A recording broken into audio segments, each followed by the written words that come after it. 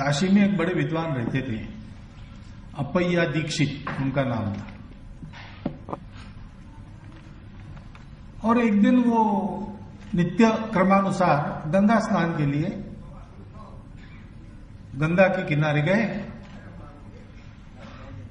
अब वहां गंगा स्नान करना ये तो आम प्रचलन है, सब लोग गंगा स्नान ही करते थे। पहले नल वगैरह नहीं थे, बाथरूम में पानी नहीं आता था। और गंगा जैसी पुण्य सलीला नदी है जिसमें एक डुबकी लगाने से सारे पाप धुल जाते हैं, तो कौन छोड़ेगा। सब लोग वहां स्नान करने के लिए जाते थे, ये भी गए। और जाते जाते उनके ध्यान में आया कि आज सोमवार है और अमावस्या है, यानी सोमवती अमावस्या है। तो आज के दिन गंगा स्नान करके गंगा किनारे अगर हम पार्थिव पूजा करेंगे तो बहुत पुण्य लाभ होगा, ऐसी अपनी परंपरा कहती है। तो गंगा किनारे आए, गंगा जल में डुबकी लगाई, संध्या वंदन किया, उगते हुए सूरज को अर्घ्य दिया और फिर किनारे पर आकर पूजा की सामग्री निकाली कि पार्थिव पूजा करेंगे। लेकिन उसी में उनको लघु शंका की थोड़ी भावना हो गई। अब गंगा किनारे रहने वाले लोग जानते हैं ये सब गंगा को मैले करने वाले कृत्य गंगा किनारे पर नहीं किए जाते, ऐसा अपने परंपरा में था।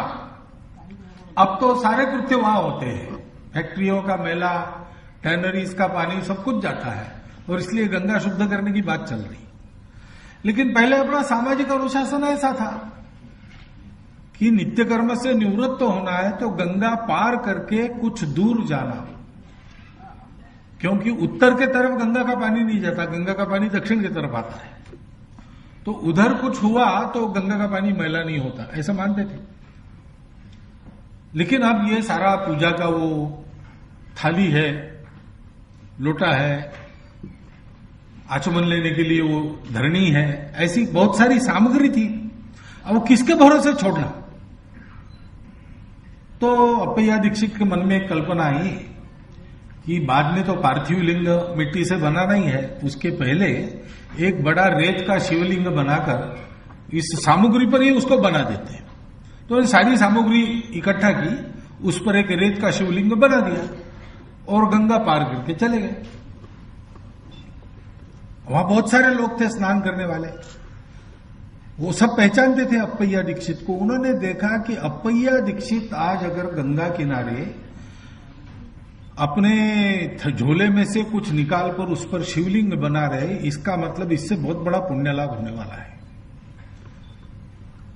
तो सब लोग फटाफट किनारे आ गए, अपने वस्त्र और पास में जो कुछ था वो एक जगह रखा, सबने उस पर रीति का एक एक शिवलिंग बना दिया। और जैसे अपैया दीक्षित गंगा पार गए थे वो भी गंगा पार चले गए। अपैया दीक्षित अपने निवृत्त होकर वापस आने लगे तो ये लोग मिले, कहाँ आए थे? नहीं, आप इधर आ गए तो हमने सोचा आपका अनुकरण करना चाहिए इसलिए आ गए। अच्छा चलो वापस चलो, वापस आ गए। देखते तो शिवलिंग का सामग्री का, क्योंकि सब लोगों ने रेत के शिवलिंग बना दिए थे, अपना कौन सा पहचान में नहीं आता था। हताश होकर अपैया दीक्षित के मुख से एक श्लोक बाहर आया, उसकी दूसरी पंक्ति है, गतानुगतिको लोको न लोको पारमार्थी कहा।